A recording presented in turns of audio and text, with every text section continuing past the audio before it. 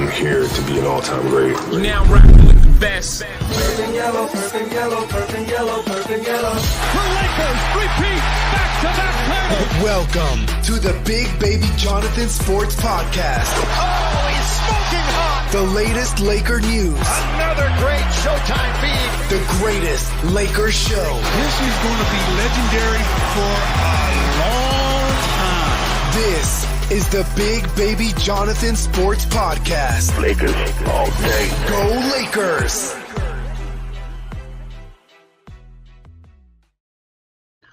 What's good, everybody? It's your boy Big Baby here from Big Baby Sports. Hit that like button, subscribe to the channel, turn on those post notifications for each and every podcast. I got Michael Thompson, two-time NBA champions from the Showtime Lakers, man. Welcome to Big Baby Sports, man.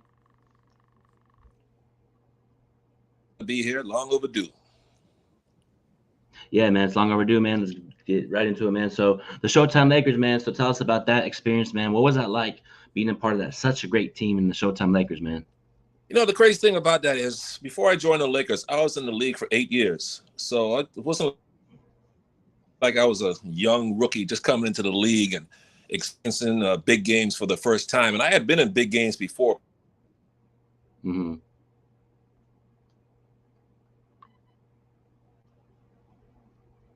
On the calendar, obviously schedule. But when you join the Lakers, when you time Lakers, it was different. It was like a different level.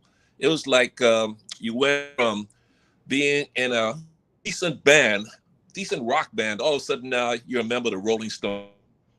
You know, Now you're playing with the biggest on the biggest stage on the biggest franchise and arguably all the sport on with the New York Yankees and Boston Celtics, and now you join the LA Lakers. It was like being on a brighter stage because of the expectations and the Hall of Famers I was playing with. Yeah, man, that's amazing, man. Like, I've watched you guys for a long time. You guys very physical, competitive, man. So do you feel like this Showtime Lakers back in the day can play in this era of basketball?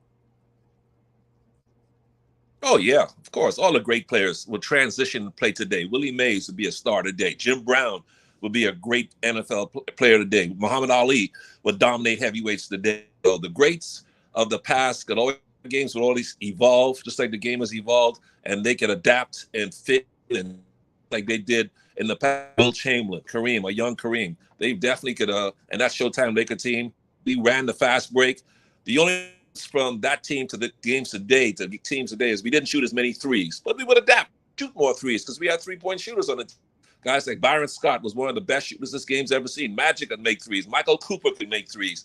We just shot maybe 10 threes a game. So that's the only difference in our game this year is we'd be shooting 25 to 30 threes as opposed to 8 to 10 back then. But as far as playing a style of play today, I mean, they still wouldn't have anybody in the league. Kareem, James Worthy could score on anyone. Magic Johnson would still be the best point guard in basketball if he was playing today. Yeah, we could easily adapt it today and dominate. Yeah, most definitely, man. And also, too, let's get into as well. If you switch Stephen Curry's role, put Stephen Curry on that Laker team in the Showtime era, put Magic Johnson on the Warriors, how do you think Stephen Curry would do with that Showtime Lakers and Magic Johnson with the Golden State Warriors? If they switch the role. No one's ever asked that before. Steph was our point guard instead of Magic. Steph is obviously a great playmaker, arguably the best shooter that's ever played the game. So both those guys would fit on any team in any era. Magic leading any team this year, playing for the Warriors with Clay and Draymond, and especially with Durant around, they would have won 5 or 6 championships in a row if those guys could have stayed together. So Magic would dominate in any system. So with Steph Curry, they could play in a system as great as they are. Yeah, I feel like they would. I feel like Curry would, man, with Kareem, with James Worthy, Byron Scott, Stephen Curry would do wonders on that team. Same with Magic Johnson. He would have Kevin Durant. He would have, Iguodala, Klay Thompson, your son. That would be a crazy, crazy team. I think they'd probably win 6 or 7 with Magic Johnson and Kevin Durant. And with the healthy staff and the healthy – Yeah, oh my goodness, yeah. If Kevin Durant would have stayed on that team and would have stayed healthy, they probably would have won 5 in a row. But of course, Durant chose to leave. Clay got hurt, and we never got the greatness of that team over an extended period of time. But if you had a Magic on the Warrior team, on that Warrior team, healthy, they could have won 5 or 6 in a row, and Bill Russell did, winning 8 in a row. Yeah, Michael Thompson, that's a good one. Also, too, man, like I know your son was Lakers were trying to get Clay. What was the deciding factor in Clay going to the Dallas Mavericks, in your opinion? I think Clay just he looked at he weighed both options and he liked the possibility of playing with the Lakers. It really appealed to him at home. We always talked about playing for the Lakers, but I think when he saw how young Kyrie and Luka are, especially Kyrie's only 31, but his games stay at a high level for the next 6 or 7 years the way he plays, and Luka's just going to come into his prime, 24, 25 years of age. So, and then you've got two young big guys there, and Derek Lively. So he looked at that rock and saw that he had a better chance probably be there to get back to the finals than anywhere else, because they were just missing. All they needed was one last piece, was a three-point shooter in Dallas, and he just thought he would fit in perfectly there. So that's why he chose to go there as opposed to coming back home into the Lakers. Yeah, I understand why he went to Dallas, because Dallas just went to the finals. I feel like maybe Clay could be like, oh, I'm that missing piece that could get him over the hump. I get it. I would want the Lakers, but it's a business, so I understand it. I get it 100%. So Pat Riley, what do you think of Pat Riley as a coach, and how do you feel like he would coach in today's NBA? Oh, Rouse is one.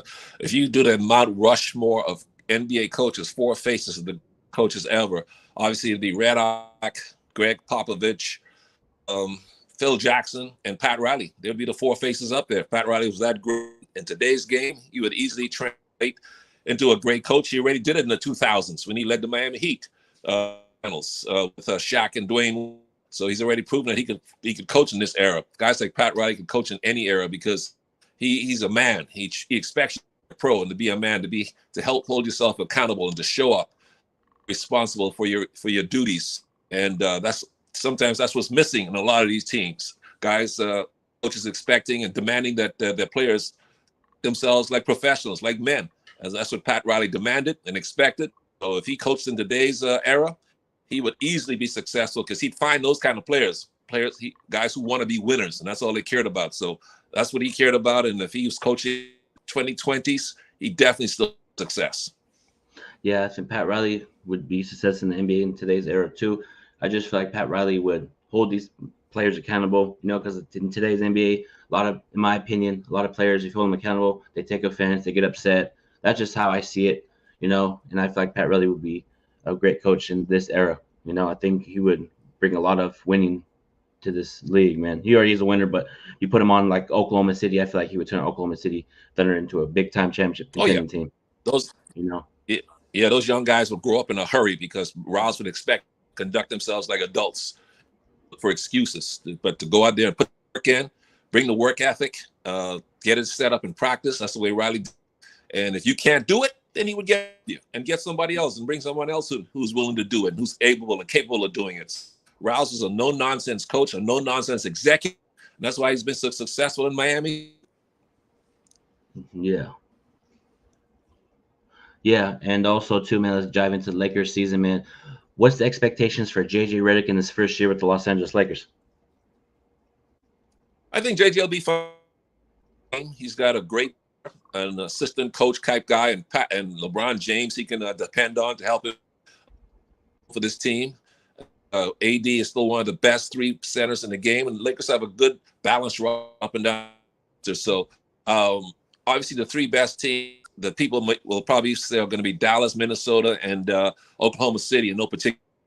But I think the Lakers are one of the top in the West, and I don't think they'll be worrying about being in the play-in tournament, trying to get to the top 8. So if they can just have some good health this year, they're deep, they're long, they're versatile. I think they'll be well coached under J.J. Redick, a fresh new voice, fresh new ideas. So I think this team is going to support a lot of people this year. And if you can win 50 games in the West, that means you've had a great season because it's so tough. And I think the Lakers are capable of 50 games. Yeah, I feel like J.J. Redick's going to be good with the Lakers this year. I feel like he's going to implement a good offensive system, defense system. And everybody is like D'Angelo Russell. How do you feel like he's going to fit with this new style of play with J.J. Redick? D'Angelo will be all right. He had a good he had some struggles against Denver in the playoffs, but he can shoot. He can get on a rhythm and expect him if the opposing team leave him open. And this is the last year of his contract, so he's going to be motivated to have a big year. so he can sign another contract. So I think D'Angelo will be fine and fit right in with what JJ wants him to do, and he'll be willing to fit in whatever role his role is going to be. Sometimes he's going to lead the team for him because he's that good of a shooter, and sometimes it'll be someone else's turn, and he'll just be a facilitator. So D'Angelo's will be all right. D'Angelo, yeah, I feel like he's going to have a great season. Last year he all-time 3-point, on the Lakers. He passed that, and Denver just had a hard time versus Denver. But I feel like he can learn from that experience last 2 seasons and get better from it. You know what I mean? And just how I feel about D'Lo, he can learn from those. Yeah, and I think JJ, so JJ and him will have a good relationship. I'm sure they're going to talk, if they haven't already, during training camp. They'll spell out his role for him. His expectations are for D'Angelo, and JJ being a time scorer himself, big time shooter.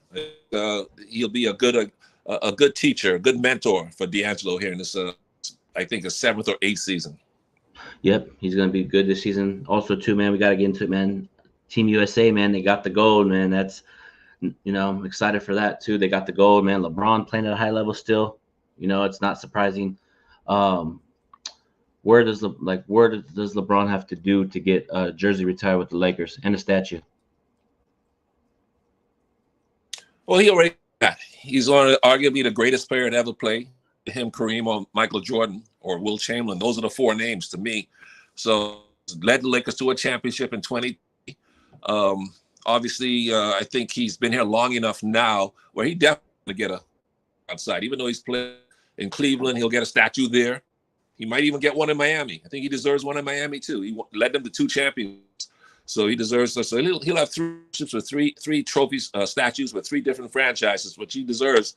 And definitely will get a statue. Crypto.com arena. He deserves one, and that's a few years down the road because I think he'll play this year and maybe one more, and then probably hang it up. But LeBron James has done enough to cement himself in Laker legendary status. He's going to have a statue outside too. Yeah, that's going to be amazing for LeBron, and he's one of the best players of all time. And speaking of one of the best players of all time, man, Kobe Bryant, man, like. He is about to have. I know he had one with number holding up for 81, and then he had the one with Gigi. What's the statue emblem going to be for the last one? Like, what do you think it's going to be? It's going to be obviously going to be number 24. I think it's going to be him in his classic fadeaway looking shot pose. The one he's got one holding up number 1. But I think the last one's going to be him in a shooting motion. I think kind of cool because he had that classic kind of fadeaway shot. So almost like a Dirk Nowitzki, one-legged fall away. So I think that's what the pose is going to be. Yeah, I feel like for me, man, in my opinion, I feel like it's going to be him doing the scores table one because he beat Boston, because, that one was amazing, man. Beating Boston in 2010, man, that was amazing comeback, man. Like just losing in 2008, I'm still pissed off about it. Even 2004, I'm pissed off when we lost to the Pistons. I feel like that season, 2004, I feel like we should have beaten Detroit. But Detroit that season was coached really well. Their defense was amazing. Rasheed Wallace, Ben Wallace, Rip Hamilton, Chauncey Billups, Tayshaun Prince. So that team was very good on the wings. But just that season, those 2 seasons, man, really still pissed me off, man. Losing in the finals. Yeah, those championships, the Lakers had a chance to win. Detroit, they could have won. And of course, Boston was just really good that year. But imagine if Kobe would have won, he would have passed Jordan, won those 2 championships. But Detroit was tough, and they deserved it. And so Boston with Kevin Garnett and his crew and Paul Pierce. But it was right there for to get 7 rings. But hey, sometimes you got to settle for 5, and you can't argue with that. Yeah, Kobe, man, is arguably best, in my opinion, best Laker of all time. Just the way he presents the game, his work ethic, his demeanor, Yeah, and you're wrong for saying that. A lot of people do say that. When people ask me who I think is the greatest Laker of all time, I say it's Magic Johnson. And if you say it's Kobe, that's nothing wrong with that. That's also a great comment too, great opinion. But I think it's Magic for me because of obviously Magic didn't play as long as Kobe. But to me, the people say, well, why do you put over Kobe? I say because he's the greatest leader to me that's ever played basketball. The way he led, the way he played. And to me, his championships, his 5 rings, had a higher degree of difficulty than you look at who Magic had to beat. 5. Larry Bird, Celtics. He had to beat Dr. J, 76ers, and Isaiah Thomas's boy Pistons. Oh my goodness, that is like going through a gauntlet of Hall of Fame team that Magic had to beat to win those 5 championships. So that's why I put him as the number 1 Laker of all time. Yeah, Magic Johnson's up there, man. You know, I feel like if he was, like I said, if he was on like even this Laker team, Magic Johnson was on this Laker team with LeBron and AD, that would be amazing. No look passes from Magic to LeBron. It would be Showtime era 2.0. Yeah, 30-year-old Magic Johnson on this team, the Lakers would be the favorite to win it this year by far. If he was 30-year-old Magic Johnson. Yeah, they can bring you in for 10 to 20 minutes a game, you know, at center. You know, not at this. Maybe if I was 32, I could give him 25 minutes, no question about it. Behind Anthony, I'd have been happy to do that. Yeah, you know, and real quick, the 2020 championship. What do you think of people saying it doesn't count? It doesn't count and stuff. What do you think about people saying that about the 2020 championship team? No, it counts because everybody bubble had to go through the same experience. Yeah, it was different. It was unique. It, changed to see the league playing in that situation, but they had no choice. Other teams there had the same opportunity, just like the Lakers did, and they didn't. So because everybody else played under the same condition, it definitely is a legitimate championship.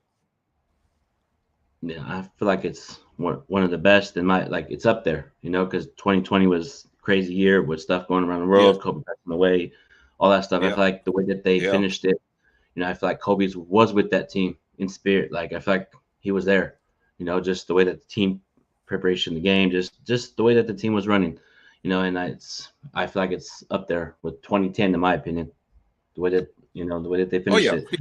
Because of the unusual circumstances. That was a strange way to win a championship. It was different. You weren't in your comfort zone at your house or in your arena. To me, it made it even more difficult to win it under those circumstances.